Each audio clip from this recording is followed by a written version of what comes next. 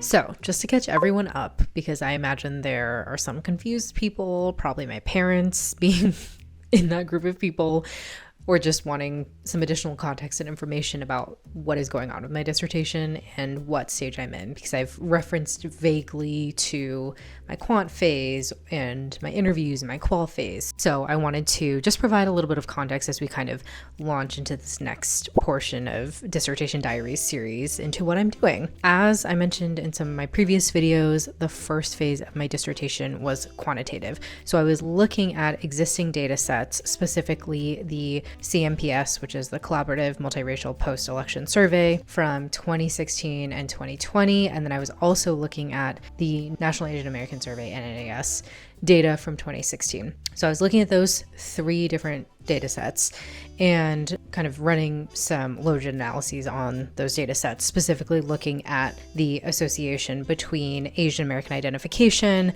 and linked fate, feelings of linked fate with both other Asians and then other racial groups as well. So I was really trying to unpack that quantitatively and test that association, that relationship, and then also control for things like ethnic subgroup and generational status and geography. That was my quantitative phase. So I really struggled through that part. Honestly, I don't know. I can speculate as to why I really struggled through that, but I was kind of hobbling along in that process for the last 2 years, maybe. And so I finally got that paper into a reasonably good spot, questionable, but a spot where it was at least sort of complete, where my chair was happy, my committee was happy enough with it, and I was able to present it at a conference, as I mentioned. And then I finally got the green light to move to my qualitative phase. I'm trying to provide a timeline. So the quantitative phase kind of ended in May or June, I want to say. The conference was in March. So let's say my final, most recent version of that paper was probably finished around April.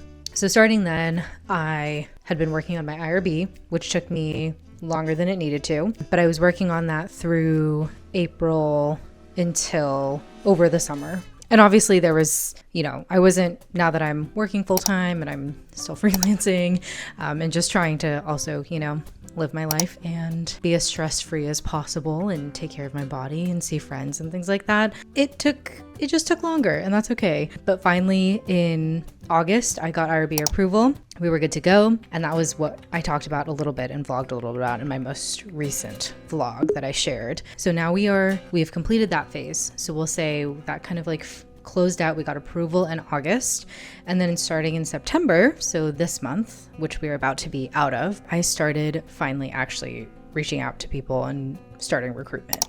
So now I'm in the exciting part where I've actually started getting responses and people have agreed to be interviewed, which is very exciting. And I'm very much just really excited about this part, because as much as I can appreciate the quantitative aspect of things and the numbers, I think that this is kind of the part that I'm just most excited about, because it's, I get to talk to actual people.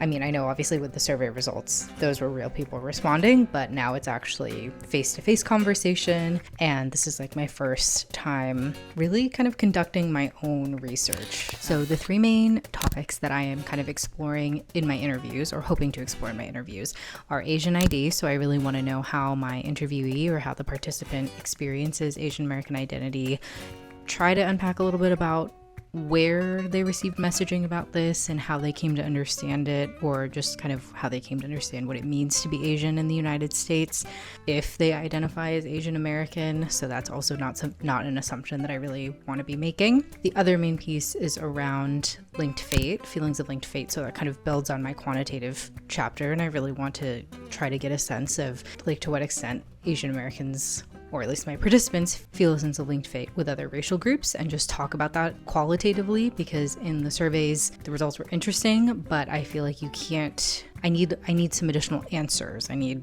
some context, right? And then building off of that, I am curious about how they feel about certain policies. The main inclusion criteria is that you must be Asian and you must be an adult, so you have to be over 18, and you also must live in one of these 4 geographic regions currently. You don't have to have been born there, but you just kind of have to currently live there. The 2 things that I'm really focusing on as I conduct my recruitment are that I want to make sure that there's a diverse representation, or kind of a good representation of East, South, and Southeast Asians to the extent that I can control that. I hope to. And then the other main factors are the geographic regions, because I think that I'm really interested in this idea of place and space and how being in different places kind of can sometimes shift our understanding of how we see ourselves. With all of those things being said, with qualitative research and with my study in particular, none of this is going to be generalizable,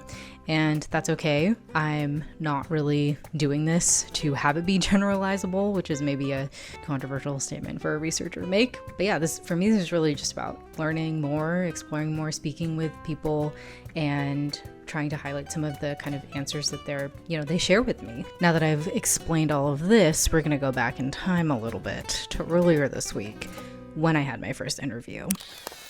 Good morning, y'all.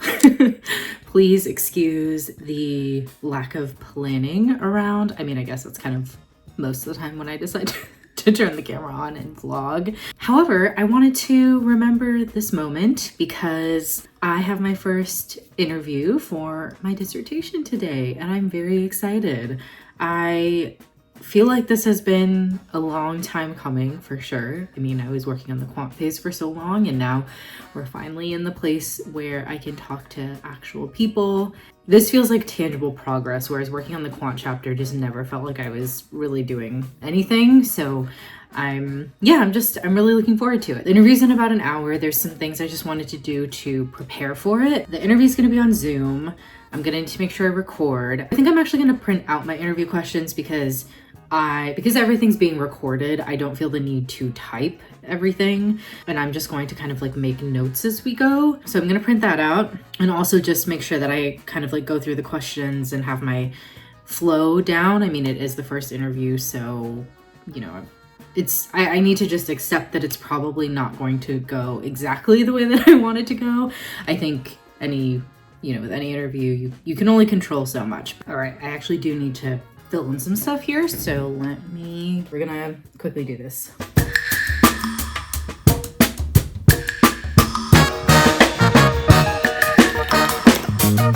Oh boy, not loading. Okay, I'm gonna have to do this on my computer, I guess. My laptop, because this is just not, I don't know why it's not loading right now.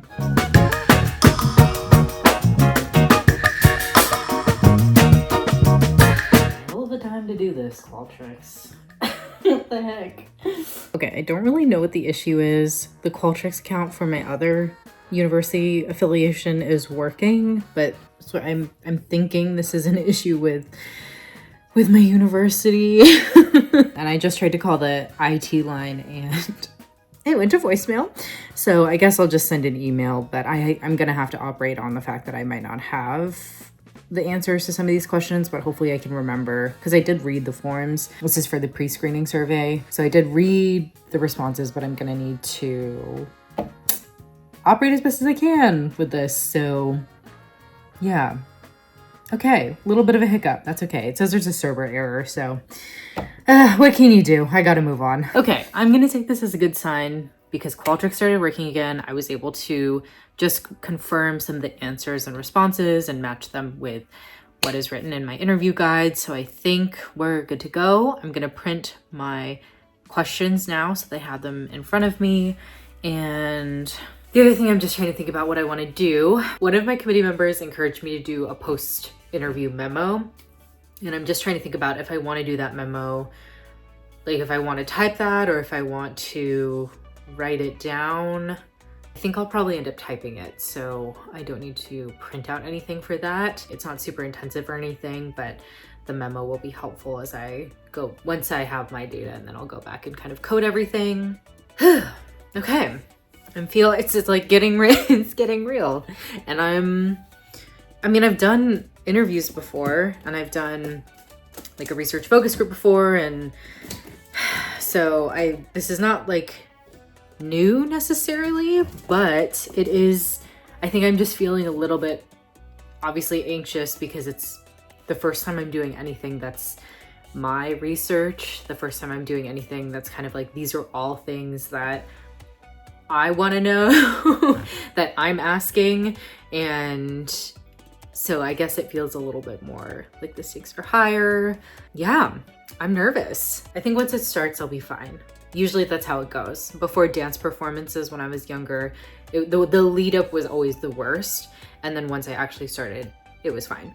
Let us print out everything. Also, side note, I love having a printer. I don't use it super frequently.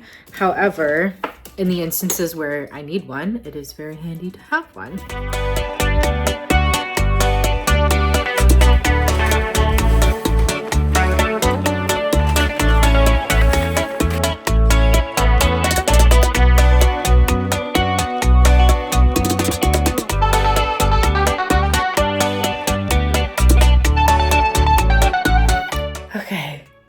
My first interview is done.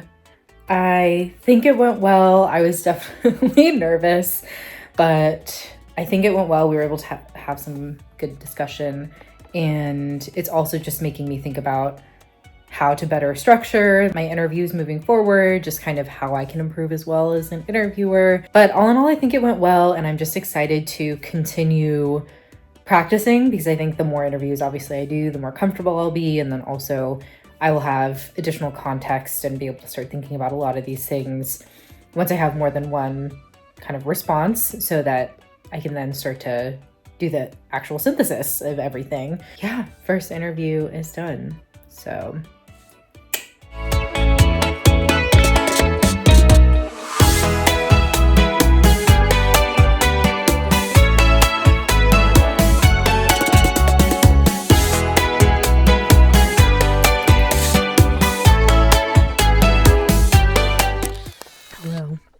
it is Thursday, a couple days later, and it's about 6:31 in the evening. I got home from work today. It was a rainy day today, so not the most invigorating of energies. Also very humid right now, so struggle bus literally too, because I was carrying home this is such like unnecessary additional information, but every fourth Thursday of the month, my work does a pizza Thursday. There's usually leftover pizzas. I will sometimes take leftover pizza home and I'll take it in a box. So I was like trying to juggle a pizza box, my bag, my backpack, like on a very crowded and wet bus. So yeah, it was a fun day though. I got to see some coworkers and my lunchtime workout. I lifted, which always feels really nice. It was a bench day and I haven't benched in a while. I had my decompression time and now I need to work on my dissertation. So I'm trying to stay motivated because I actually do really want to get everything in motion, and I have another interview coming up soon. So I need to get just everything in order. There's a participant who I need to get back to. So things are moving, which is great. So far I think I'd have to double check my spreadsheet, but I think I have 7 confirmed who've basically agreed, and then have done 1 interview so far. I have to schedule pretty much with everyone else, I think. So, but movements, we're getting there. We're starting to get the wheel going, the wheel turning. Things are moving. Things are moving. So I was able to figure out after yesterday's, or when was it?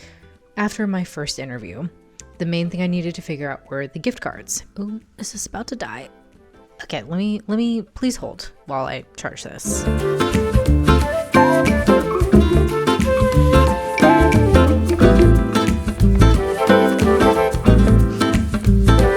Okay, we're back. I have some like financial things to figure out because the TLDR is that back in, I want to say this was probably almost like a year and a half ago, I applied for some dissertation funding that was contingent upon me receiving IRB approval. Now, we were allowed to apply before receiving IRB approval, but the funds wouldn't be released to us until it had been approved, and also once we had actually expended everything. So now that we're finally at the point where I have IRB approval, I was emailing our person who kind of helps us with like scholarships and funding and fellowships and things like that. But I emailed her and I was like, I am ready to go. She was really excited for me and supportive, which I appreciate her for, because it has been so long since I first applied. But the problem I'm running into with this award is that what I originally put in my application is I'm realizing is actually like not accurate anymore. Functionally, I do want the same line items of things, but the dollar amounts are going to be different. And I'm trying to figure out if it makes the most sense to, like, I don't know how to account for this discrepancy. For example, on my original application, I put that I needed 50 gift cards at $25 each. I was aiming high at the time, but now that amount has actually increased to 30. That's how much I put on my recruitment flyer. That's what got approved by the IRB. That's how much I just sent to my first participant.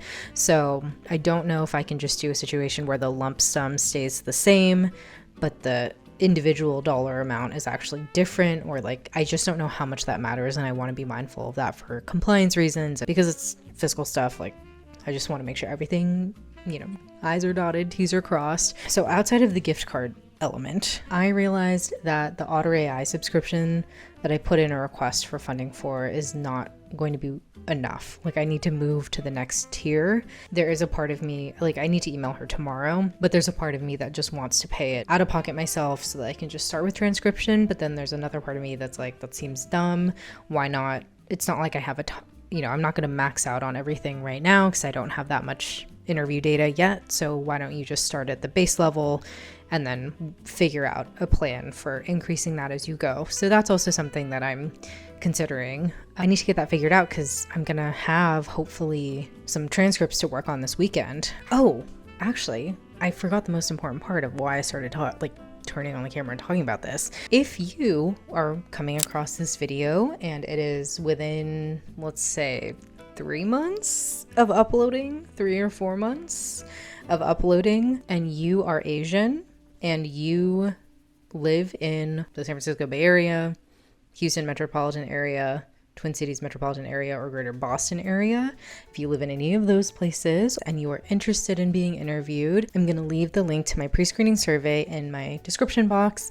I guess I can also throw the QR code here because that's also on my recruitment flyer. And if you are eligible, I will contact you for an interview. So I would love to hear from you if by chance someone watching this meets that criteria. If you complete the pre-screening survey and then also complete the interview, then you will receive, as a token of appreciation, you will receive a $30 Tango gift card. I think I will also actually put it on my website in the off chance that someone is browsing my personal website and also wants to take the study or participate in the study. And then I do think at some point I will also post this on my Instagram, but I'm trying to just get into a good cadence with these first few interviews and get my process really established before I do wider outreach. But I know I need to start that soon.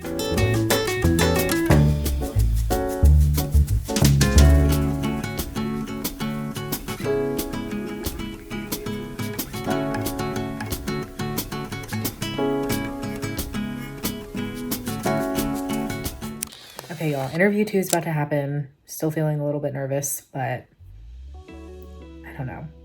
It's okay. We're going to see how it goes. Okay, interview 2 is done.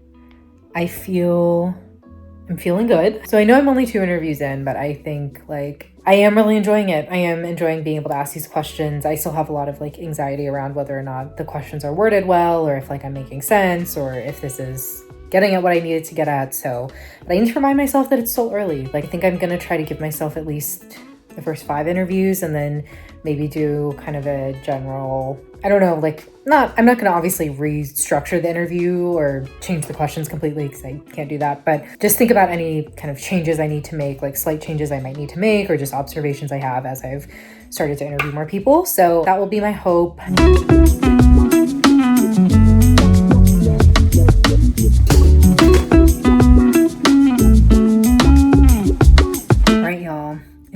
number 3.